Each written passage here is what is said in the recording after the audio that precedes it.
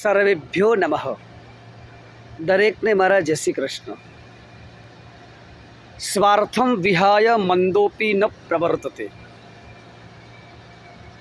સ્વાર્થ વગરનું કાર્ય મંદ બુદ્ધિવાળો માણસ પણ કરી શકતો નથી.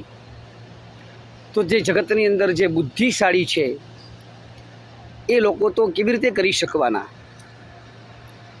એના અનુસંધાનની અંદર એક શ્લોક છે, યજતઃ પાંડવ સ્વર્ગ અપત્યેન્દ્ર તપત્તિન વયમ હનામ વિશતઃ સર્વમ સ્વાર્થમ સમીહતે. સ્વાર્થ વગરનું કાર્ય એક પણ વ્યક્તિ જગતની અંદર કરી શકતો નથી. ઉદ્ધવજી ભગવાન શ્રી કૃષ્ણને કહી રહ્યા છે કે પાંડવો યજ્ઞયાગાદી કર્મ કરે, સૂર્ય પ્રકાશ ફેલાવવાનું કામ કરે, ચંદ્ર શીતળતા આપવાનું કામ કરે,